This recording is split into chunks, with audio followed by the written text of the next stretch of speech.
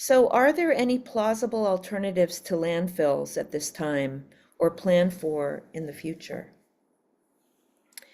Thanks, Anne. That's a great question. And I wonder if that's a Yvonne question to answer based on your purview from where you are, where you have, I know in my community, we're sending our garbage to you to Seneca Falls. And maybe John also has some thoughts about this too. So, Yvonne? Thank you. It is a great question. And that's exactly the kind of question the landfills want you to be asking. They want you to believe that the garbage has to go somewhere. So these landfills have to stay open. But I think that that's the wrong question to be asking. The solutions are out there. The New York State itself just issued in 2023 its own solid waste management plan, which, while not perfect, is a roadmap to getting towards zero waste by implementing robust statewide recycling, robust composting, producing less waste in the first place, diverting materials from the waste stream so it doesn't end up in landfills, and using landfills as a last resort. So I think that we have to get away from this mindset, this throwaway culture of ours, and turn this ship around and dig in each community by community. It's a total job creator. And we can eliminate the need for these mega landfills. John, would you like to add to that? I think that was a perfect answer. I think I would add that the kind of waste that goes into the landfill obviously affects the toxicity of the leachate that comes out. And so in our communities, we need hazmat recycling. Here in Westchester, where I live, I can take all my paint cans, yard supply cans, cleaning supply bottles to a hazmat recycler. It doesn't go into my garbage. My friend who lives one county north has asked me if I would take his truckload of stuff from his house to Westchester because his county doesn't provide that service. Well, either I break the law for him, but the point of the matter is everyone in his county is throwing everything in the garbage. It's all going to a landfill. It's all getting turned into this nasty soup. So to add to what Yvonne said, we have to limit, we can't just suddenly take every dangerous product off the shelf. It's not realistic, but we have to handle the waste in a different manner so that it doesn't go in the landfills and contribute to the toxicity of the leachate. Thank you, John. So Kate says, if landfills are required to treat landfill leachate on site, where would the result of that on-site landfill leachate treatment process, either liquid or solid sludge, go to?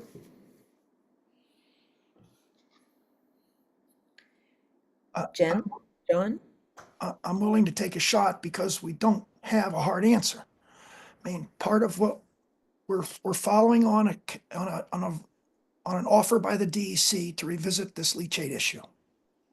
We're not environmental engineers, but what the DEC will have to do as part of the review is look at various technologies to treat leachate and then dispose of the contaminated matter that comes out of the leachate and the treated water.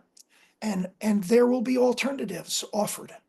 And at that time, we can comment constructively on those alternatives. Right now, they're not on the table. We've gone into, it's like we've gone into a diner and there's nothing in the menu yet. But as soon as we start seeing stuff in the menu, we will be able to make decisions for the benefit of society and the river.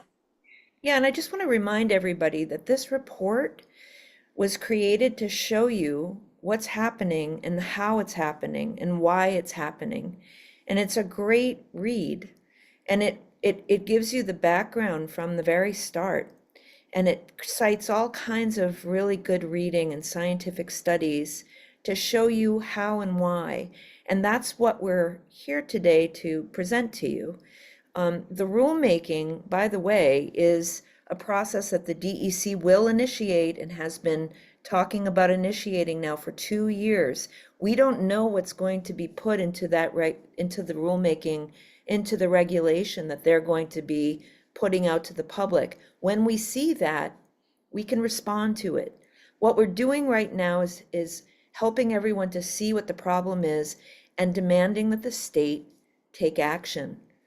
And, as is true with most issues, if the public isn't aware and isn't rowing together, then little good is going to come. We can't rely on a few people in the back room making decisions on our behalf. We need the public to be involved. And that's what this project really is all about. We want more of you to understand what's happening and why.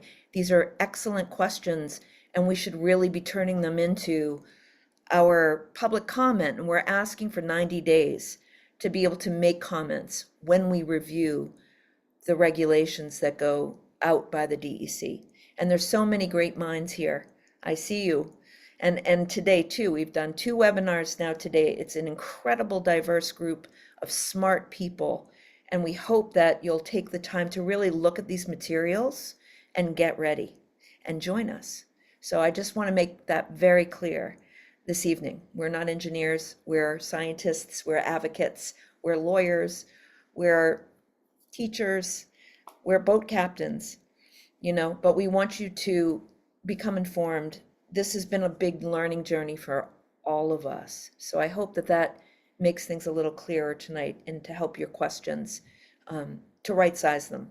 So with that, Lori asks, how best can we as concerned citizens support your work? What we have learned here is infuriating and outrageous. That's right. What can we do? So the first thing we can do is, is to get the DEC to start the rulemaking process that they have promised I'm going to use that word, promised in 2023 and 2024. We want to see what those regulations are. We want a 90-day public comment period, and we want to be able to work to create the best regulations that we can. I mean, there's all kinds of other solutions too. Zero waste has been mentioned over and over again. And when we've met with advocates like Laura Orlando from Just Zero, who speaks about the waste stream, 40% of the waste stream is food. We need to get the food out of the waste stream. There's all kinds of conversations that we can be having now because we understand that leachate being delivered to municipal wastewater treatment plants is not being treated. That's the thing we have to now know that. I think a lot of us might have assumed that it was being treated. It is not. So this is going to open up a whole conversation for us. And I took that answer. I don't know if anybody else has to add. I want to add to you. Yep. So that's the perfect question. So obviously, as Rebecca says, you should comment to the DEC when the opportunity arises. But in the meantime, share the materials that Jen and Rebecca have assembled with your community of friends, maybe local elected officials. Share it, talk about it. Impress on people that the outcome will be much improved by public involvement. That's recommendation number 1. So it isn't just you, the person who sent the question, sending a comment to DC. You want to be the person who gets 1,000 people to send a letter to the DEC. The second thing, which I can say because I'm a volunteer for this team, is support this team with some finances or find people who have the ability to support this team. And I'll tell you why. We got funding for phase 1 that brings us to today. Now we're going to advocate for a rulemaking. That's going to take a lot of people, full-time work. And then after the rulemaking, there's another phase of commenting on the rulemaking. So if you find it within your means, support this team because they're doing good work on behalf of our communities and our river.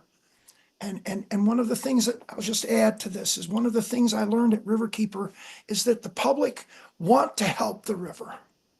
They want to help the river. They love the river, and they can't do it. How do you help a river?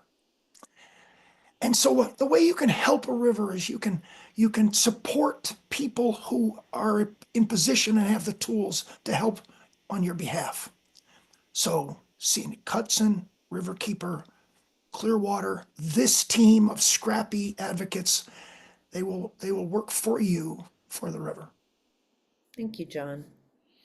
So John asks, does this leachate also make its way into the reservoirs that provide drinking water to other communities not receiving Hudson Mohawk River water? Jen? Yeah, we looked at this beginning from the perspective of this certain portion of the Hudson and Mohawk rivers. But this practice is quite widespread throughout New York State and in other states as well across the country. So it's certainly possible that this leachate is being delivered to wastewater treatment plants that discharge to other drinking water sources. I mean, we cited examples of others in our report. We know of others firsthand from other advocates that we've spoken to. So yeah, it's definitely possible. Yeah, and I think that a good learning curve here for all of us is to really, think about our local municipalities and help local municipalities to protect drinking water supplies.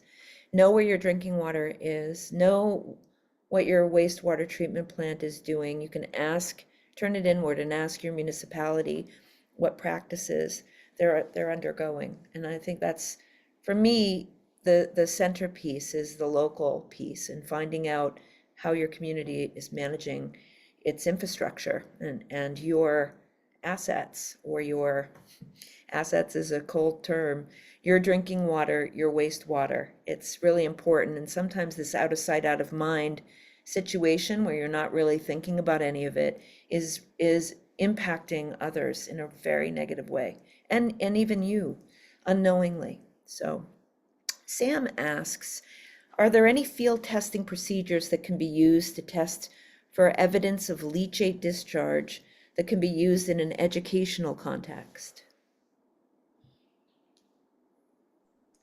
I can't think of a simple, straightforward one because we're talking about a pretty broad array of contaminants, pollutants, and indicators, which may also come from different sources. I think it'd be hard, especially once you consider access and dilution or flow paths, to do this in a purely educational context. I think you'd have to probably approach it from a different angle. Maybe it's limited by my creativity. I'm not an educator, but that's my hunch. Thanks, Jen. So Anne asks a great question. Where does the Seneca Meadows leachate go? And Yvonne, if you could talk about it broadly and then bring it home to our project area, that would be great. Sure. So as I mentioned, the Seneca Meadows, we get this information from their annual report. But from what we know from their latest, they produced nearly 60 million gallons of toxic leachate last year and trucked it to Buffalo and Watertown, which then would impact the Niagara and Black Rivers and Lake Ontario. Amsterdam, as we talked about, impacting the Mohawk and Hudson Rivers, and the Passaic Valley and Passaic River in New Jersey. It's our understanding that they take the concentrated stuff, which is the nastiest of the nasty, after the landfill does treat a very small amount through reverse osmosis on site. So those are the places that we know it's going. And that is kind of fluid, especially as this issue of PFAS is becoming more well-known, and how landfill leachate is being accepted by wastewater treatment plants. A lot of the wastewater treatment plants that had been taking it are refusing to take it now. So I guess we'll find out when the landfill submits its next annual report. We'll get an update on where it's going. Thank you, Yvonne. So Bill says, I think that some PFAS were designated as hazardous waste recently. How does this change how leachate is handled? Should leachate be sent to a hazardous waste treatment facility? I can take this. So that would be governed under RCRA subtitle C. And it gets a little bit tricky because there's kind of three paths that it could take. There's one simple answer, which is yes. But then there's the two more complicated answers, which is that if PFAS is put into a beneficial product that's used by consumers and thrown away later down the line, then no, it does not get governed under hazardous waste. And then the third is that municipal waste is categorically exempt from these subtitle C permitting facilities, so it doesn't have all those strict requirements. So the PFAS you're going to find in like Teflon pans is still going to make its way to landfills and still make its way to leachate, which is not going to be governed under RCRA. That change to the RCRA is going to be more to do with industry that's making PFAS as a byproduct and in large quantities, and not for a product for beneficial use. So it will help a little, but not a lot.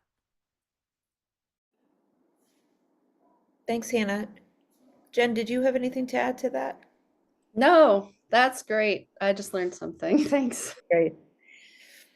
All right, so Kate asks, would the discharges from the landfill leachate process have impacts to the environment of its own, either impacts to surface or groundwater impacts, or impacts from landfill leachate sludge spreading on farmlands, which is permitted and even encouraged by EPA to this day?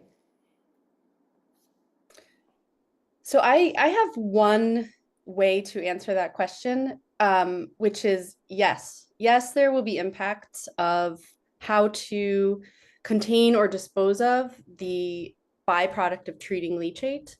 And I think I love this question because I think it's really important that we acknowledge that this system was built up step by step, and it's going to be complex to untangle it and redesign it.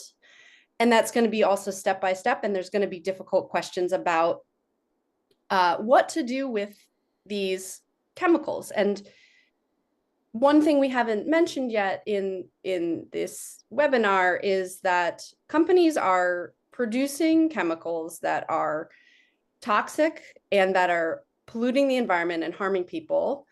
And we have a system that allows these to be approved and manufactured and marketed without enough information about the potential risks. And so a really important part of this is thinking about how we study and approve new chemicals before they come in the market, and then also how they're designed, right? I mean, we're not going to dial back and give up many of our modern conveniences, but there are different ways to design the products that we use and the chemicals that go into them. And so I think it's important to not just accept the inevitability of this source of pollution.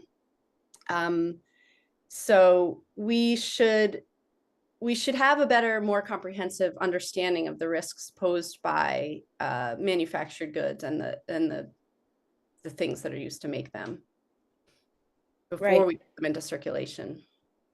Right, and in the report, we talk about the precautionary principle that was brought to us by the great Kate Hudson to give some thinking to, and we found a report, we cited the report in our report that is good reading for everybody to contemplate. We have two more questions at 7:14, but I'd like to get to them if we can and maybe answer briefly. But we did get a question from Anne about whether or not we'd be sharing our webinars. We're going to choose the best of the two, I think. and upload them and sharing that with you all, including the Q&A session, I believe, because I think it's really helpful. We have a fact sheet, we're redeveloping it with some of your questions to incorporate into our upcoming fact sheet.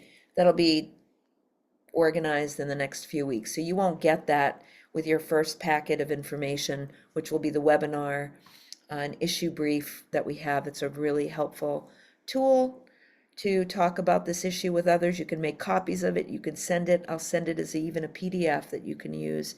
And of course, everything on our website is there for you. So the final questions. So, could there be a public-private partnership to obtain funds for research and development of appropriate technologies through the Division of Chemical, Bioengineering, Environmental, and Transport Systems? The acronym is CBET of the U.S. National Science Foundation Directorate for Engineering. That sounds interesting. I don't know, but it sounds like it's possible. Yeah, And a great I'm idea. also, I'm not familiar with that too, but I'll just say, and it's unclear, like technologies for, I guess for leachate treatment, but like public-private partnerships, private studies, public studies, you name it. Like, I think there's room for a lot of different innovation through different channels. Right. And finally, John, thanks for being here. Asks, are there any home filters that can remove some of the risk in the short term?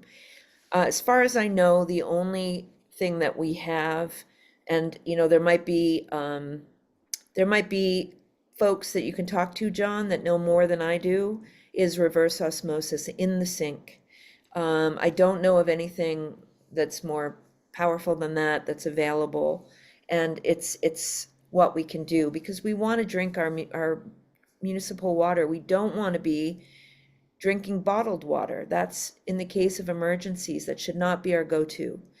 And we need to get deeper in touch with our water bodies, with our drinking water, and protect them and help our communities, help our elected officials and our advocates and our volunteers to protect our drinking water sources at every turn.